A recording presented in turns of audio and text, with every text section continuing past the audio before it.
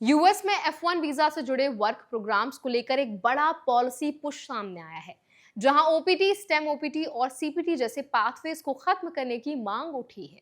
इसका सीधा असर इंटरनेशनल स्टूडेंट्स, खासकर इंडियन स्टूडेंट्स पर पड़ सकता है।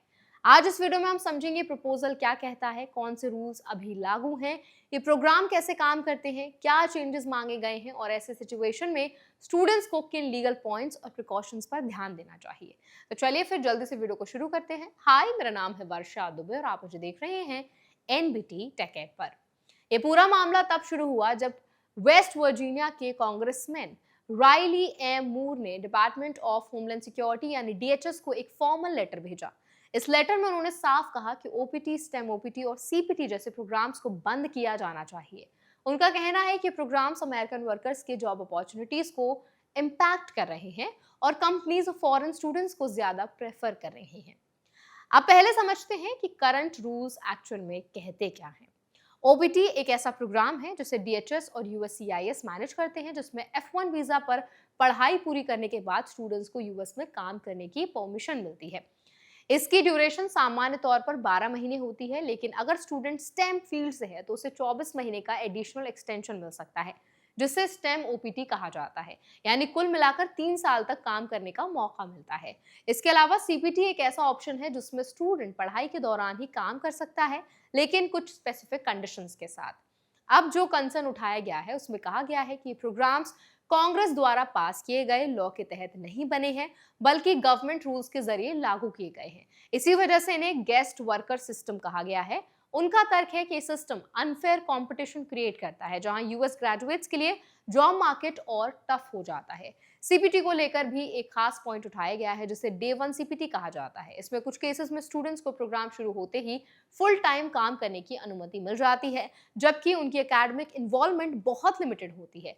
इस प्रैक्टिस को वीजा रूल्स के पर्पस के खिलाफ बताया गया है, क्योंकि F1 वीजा का मेन ऑब्जेक्टिव पढ़ाई है, ना कि तुरंत फुल टाइम एम्प्लॉयमेंट। इस पूरे प्रपोजल में सबसे बड़ा डिमांड ये है कि ओपीटी और स्टेम ओपीटी को पूरी तरह बंद कर दिया जाए और नए वर्क ऑथराइजेशंस देना भी रोक दिया जाए। साथ ही इन प्रोग्राम्स के रूल्स की पूरी रिव्यू की बात कही गई है। यानी अगर ये लागू होता है तो फ्यूचर में इंटरनेशनल स्टूडेंट्स के लिए पढ़ाई के बाद यूएस में रुक कर काम करना काफी मुश्किल हो सकता है। हालांकि अभी तक डीएचएस या सेक्रेटरी की तरफ से कोई भी ऑफिशियल रिस्पांस नहीं आया है, इसीलिए फाइनल डिसीजन नहीं है, बल्कि एक प्रपोजल और पॉलिसी पुश है। लेकिन क्योंकि इमिग्रेशन पॉलिसी यूएस में एक बड़ा पॉलिटिकल इशू बना हुआ है, इसीलिए ऐसे प्रपोजल्स को लाइटली नहीं लिया जा सकता।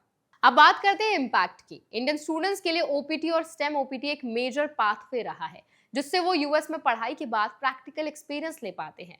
अगर ये प्रोग्राम्स खत्म होते हैं तो स्टूडेंट के पास लिमिटेड ऑप्शंस बचेंगे और उन्हें जल्दी ऑल्टरनेट वीजा रूट्स या वापस लौटने के फैसले लेने पड़ सकते हैं। लेकिन यहाँ एक इंपॉर्टेंट बात समझना जरूरी है, जब तक कोई ऑफिशियल रूल चेंज नहीं आता तब तक एग्जिस्टिंग रूल्स ही वैलिड रहेंगे। यानी जिन स्टूडेंट्स के पास ऑलरेडी ओपीटी या सीपीटी अप्रूवल है, उनका स्टेटस इमीडिएटली चेंज नहीं होता। इसीलिए पैनिक करने के बजाय अपडेटेड इन्फॉर्मेशन पर नजर रखना ज्यादा जरूरी है।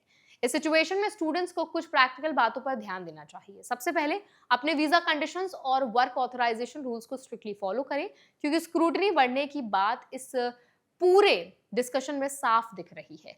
दूसरा, किसी भी तरह की गलत जानकारी या मिसयूज फ्यूचर में प्रॉब्लम क्रिएट कर सकता है, खासकर जब पॉलिसी रिव्यू की बात हो रही हो।